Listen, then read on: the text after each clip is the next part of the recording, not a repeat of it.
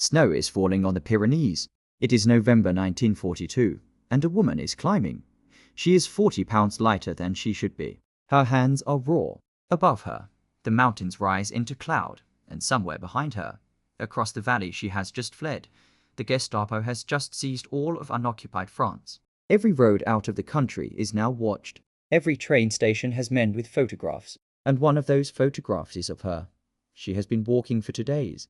The guide leading her group has not been told the truth, that this woman beside him, struggling up the icy switchbacks in one leather shoes, is doing it on a wooden leg. She calls it Cuthbert. She named it herself, years earlier, in a moment of dark humor after a hunting accident took her real leg below the knee. Now Cuthbert is chafing against raw, bleeding skin with every step, and there is no doctor, no rest, no way back. Before she left, she sent a coded radio message to London. It said simply that she hoped Cuthbert would not give her trouble on the crossing. The men decoding it in London had never heard the name before. They had no idea it meant a leg. They assumed it meant a person, a local contact, perhaps, or a threat to the mission. Their reply came back cold and immediate. If Cuthbert is troublesome, eliminate him. She was, at that moment, the most wanted Allied operative in France. The Gestapo chief hunting her a man history would remember as one of the most sadistic interrogators of the war had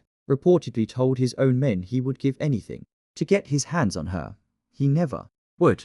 This is the story of how a woman with one leg, twice rejected by her own government, became, in the words of the men who spent years trying to kill her, the most dangerous of all Allied spies. Her name was Virginia Hall, and this is only the middle of her story. There are war heroes whose names are carved into monuments, printed in textbooks, spoken at ceremonies every year. Virginia Hall is not one of them. For most of the 20th century, almost nobody outside a small circle of intelligence officers had ever heard of her, and yet, inside the CIA, she is a legend. Inside the British Special Operations Executive, she is remembered as the first woman to run her own resistance network on enemy soil. Inside the Gestapo's own wartime files, she appears under a chilling nickname, Artemis, the huntress, because they could never catch her. She built spy networks from nothing. In a country under occupation, with no backup and constant surveillance, she helped smuggle down Allied airmen across borders. She organized weapons drops, sabotage missions, and jailbreaks. She did all of it while disguising a physical disability that, under the standards of her time, had already gotten her rejected from the career she wanted more than anything. Historians still argue about how she managed to survive as long as she did. When so many agents around her were captured, tortured, or executed, they still debate how much of what she achieved was skill, and how much was sheer, defiant will. What is not in dispute is this. By the time the war ended, this one woman, working largely alone, had become such a threat to the German occupation of France that they built what amounted to a manhunt around her. Do you understand how an American woman from Baltimore ended up at the center of that manhunt? You have to go back to a life that, for a long time, looked like a series of doors closing. Virginia Hall was born in 1906 into a well-off Baltimore family, the kind that expected its daughters to marry well and stay close to home. Her mother pushed for exactly that kind of life. Virginia wanted something else entirely. As a teenager, she was already restless, athletic, quick-witted, the sort of person classmates remembered as fiercely original rather than easily led. She was briefly engaged at 19, the safe and expected path her mother wanted for her. She broke it off. She wanted the world, not a wedding. She studied at Radcliffe and at Barnet, then pushed further, continuing her education in France and Austria, where she became fluent in French, German, and Italian. She was not interested in a quiet life. She wanted to serve her country abroad, in the Foreign Service, walking the halls of embassies and shaping the conversations of nations. She got her wish partially. She landed consular postings in Poland, Turkey, and later Italy. Real work, but never the diplomatic officer role she was chasing. Women, at the time, simply were not being promoted into that track, no matter how capable they were. Then, in Turkey, everything changed in an instant most people would never recover from. While out hunting birds, Hall's shotgun discharged and struck her own foot. Infection set in. Gangrene followed.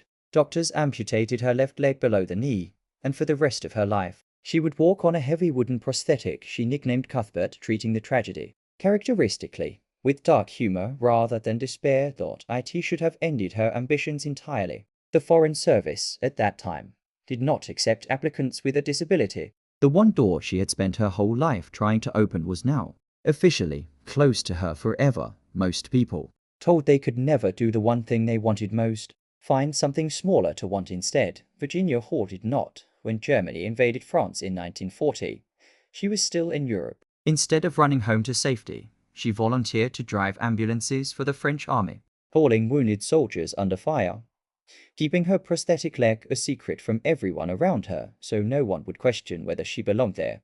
France fell within weeks, and when it did, Virginia Hall did something almost no other rejected American diplomat would have done. She went looking for another way in.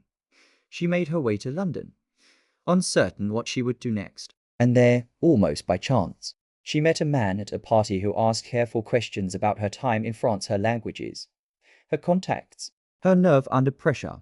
He was an officer with Britain's newly formed Special Operations Executive, a secret service built for one purpose: to run sabotage, subversion, and resistance operations inside Nazi-occupied Europe. Winston Churchill had ordered it created with an instruction that has since become famous: to set Europe ablaze. The SOE was desperate for the right kind of people, and painfully short on them. Hall's rejection from the Foreign Service, ironically, was about to become the reason she was recruited into something far more dangerous. In 1941, she became the SOE's first female operative to be stationed inside France, working under a cover identity as an American newspaper reporter. She crossed into Vichy France carrying forged papers, a false name, and a mission that could get her shot as a spy if discovered. She built her base in Lyon, and there, in a matter of months, she did something remarkable. She built an intelligence and resistance network almost entirely from scratch, eventually growing to dozens of agents feeding information on German troop movements, fuel depots, and industrial targets back to London.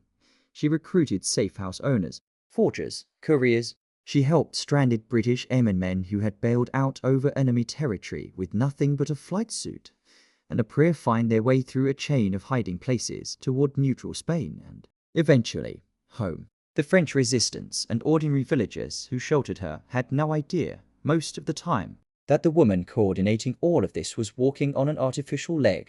She had learned to disguise so completely that even people working closely with her had no idea, until she chose to show them. She was, by any definition, exceptional at this work, and exceptional work in occupied territory draws exceptional attention. Her networks grew. Her missions grew riskier. She helped orchestrate a prison break to free captured SOE agents, an operation so bold it enraged German authorities and triggered a surge in resources devoted to finding whoever was responsible. The French, noting her distinctive gait, began calling her La Dame Qui Poit, the limping lady. It was meant, at first, almost as a folk legend, a rumor of an unusually resourceful spy moving through the countryside. The Germans were not so charmed. They put the limping lady on their most wanted list, and then, in December 1941, an event thousands of miles away would tighten the noose around her without warning: Pearl Harbor. When the United States entered the war, Hall's cover as an American reporter collapsed overnight. American citizens in occupied and Vichy territory were now enemy nationals. Her paper trail, her nationality, her carefully built identity, all of it became a liability instead of a shield. She did not go home. She went further underground, changing her name, her routine, her appearance, moving locations constantly, staying one step ahead of a security apparatus that was now actively hunting for her by description, if not yet by name. For over a year, she kept running her network anyway. She was, remarkably, the only SOE agent to remain operating behind enemy lines continuously for more than 12 months, a record that alone tells you how unusual her endurance was. But by the end of 1942, the walls were closing from every direction. Her network in Lyon had been infiltrated and rolled up. Cars were following her. Contacts were disappearing into Gestapo custody. And the man now leading the German security effort in the region was building a reputation for brutality that would later make him one of the most notorious Nazi officials to ever face a war crimes tribunal. Klaus Barbie, the Butcher of Lyon. There are conflicting historical accounts of exactly how directly Barbie pursued Hall herself versus the resistance network she supported, but the broader picture is not in dispute. By November 1942, when German forces seized the previously unoccupied southern zone of France, Virginia Hall's situation had become unsurvivable if she stayed. She made a decision that would become one of the defining images of her legend. She would leave France on foot, over the Pyrenees, in winter, on a wooden leg that had never been designed for mountain climbing. This is the moment from the opening of this film, the radio message about Cuthbert. The cold reply from London that assumed her leg was a person to be killed. The brutal, bleeding 2-day crossing through snow with a guide who never knew what she was truly walking on. She survived it. But when she reached Spain, her ordeal was not over, it was only changing shape. Spanish border authorities arrested her almost immediately for illegal entry. She sat in custody while American diplomatic staff worked to secure her release. An agonizing stretch of time for a woman who had just risked her life to escape one form of captivity, only to land in another, eventually freed through the intervention of the American embassy. She worked for a period with SOE operations in Madrid before finally making her way back to London in July 1943. There, in recognition of everything she had survived and accomplished, she was quietly appointed an honorary member of the Order of the British Empire. It should have been a triumphant homecoming. Instead, it became the moment she discovered that the very organization she had risked her life for now considered her too dangerous to use. The head of SOE's French section, Maurice Buckmaster, refused to send her back into the field. Her cover was blown. Her face and description were known to German security services across the region. Sending her back, in his judgment, was sending her to her death. Hall pushed back. She argued. She requested. She made her case that she understood the risks better than anyone in that office ever could, having lived them for 2 years already. It did not matter. The answer stayed no. For most operatives, this would have been the end of the story, a decorated retirement from the field, a desk job, a quiet exit from history. Virginia Hall did not accept closed doors easily. She never had. If Britain would not send her back, she would find another way in. She enrolled in wireless radio operator training, mastering one of the most technically demanding skills in the intelligence world, and approached the newly formed American Office of Strategic Services, the OSS, precursor to the CIA, about a job they took her on, though notably at the modest rank of second lieutenant, far below what her experience and record might have suggested. It did not matter to her. What mattered was the mission.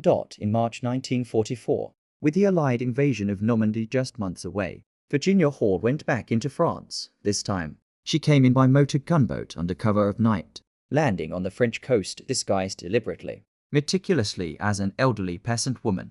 She dyed her hair grey.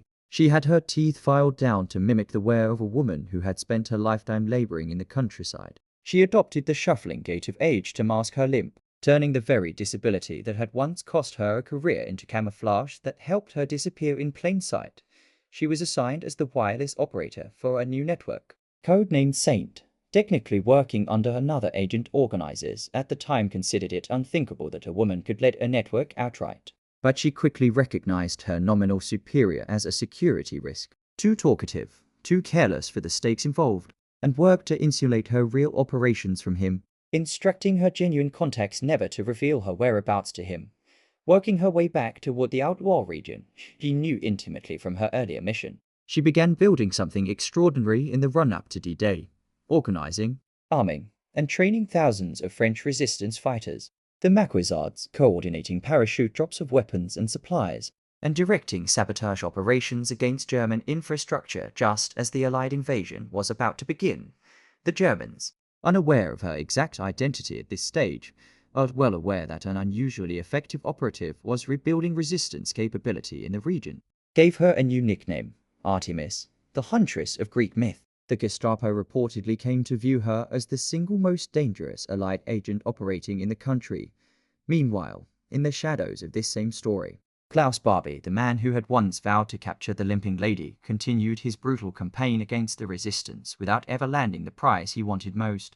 Accounts differ on how close he actually came to identifying her a second time, but what is certain is that he never did catch her. By the summer of 1944, everything Hall had built over years of secrecy, disguise, and narrowly avoided capture converged into a single, decisive contribution to the Allied war effort. As American forces pushed inland following the D-Day landings, the Marquis fighters Hall had organized, armed, and trained in the Outdoor region, rose up and helped clear German forces from the department before regular Allied troops even arrived there. Bridges were destroyed. Supply lines were cut. German reinforcements that might otherwise have reached the front were slowed, harassed, and, in places, stopped entirely by resistance fighters operating on intelligence and equipment she had helped provide. This is the quiet, unglamorous truth behind so much of what made the Allied advance through France possible in 1944. Not a single dramatic battle, but thousands of small coordinated acts of sabotage and organization, built patiently over years by people like Virginia Hall, who were never supposed to be there in the first place. She had gone from a woman rejected by her own government for a physical disability to a woman two separate intelligence services eventually agreed was too valuable and too dangerous to the enemy to leave on the sidelines. The war in France ended with the Germans never having caught her. Not in 1942, when she fled over the mountains. Not in 1944, when she was operating under their noses in disguise. The most dangerous of all Allied spies had simply never been unmasked for her service. Virginia Hall was awarded the Distinguished Service Cross by the United States, presented personally by OSS Director William Wild Bill Donovan, making her, at the time, the only civilian woman to receive that particular honor. France later awarded her the Croix de Guerre. Britain's MB had already come earlier, and then, having been one of the most celebrated operatives of the entire war, Virginia Hall did something entirely in character. She went back to work, quietly, out of public view. She joined the newly formed Central Intelligence Agency in 1951, working through its early Cold War years as an intelligence officer focused on French political affairs, alongside her husband, fellow OSS veteran Paul Goylet. There would be no parades, no public recognition for this second, longer chapter of her career, a fact that, for a woman who had spent years disguising herself just to do her job, may not have troubled her nearly as much as it troubles the historians trying to reconstruct her life today. She retired from the CIA in 1966, at the mandatory retirement age, and settled on a farm in Maryland with her husband, living out her final years largely outside the public eye. She died in 1982. For decades afterward, her name remained known mainly within intelligence circles, rather than the wider public. It has only been in more recent years through books, museum exhibits, and CIA retrospectives that her story has begun reaching the audience it always deserved. Virginia Hall's story raises an uncomfortable question that historians continue to sit with. How many people, capable of extraordinary things, get filtered out of history simply because an institution decided, at some early gatekeeping moment, that they did not fit the expected profile? She was rejected by the Foreign Service for a disability that had nothing to do with her competence. She was underestimated by SOE leadership, who assumed a network needed a male figurehead even when she was doing the actual work. She was given a lower rank in the OSS than her experience warranted. At almost every formal checkpoint in her career, the institutions around her tried to categorize her as less capable than she was, and at almost every one of those checkpoints, she found an unofficial way around the obstacle rather than accepting the label.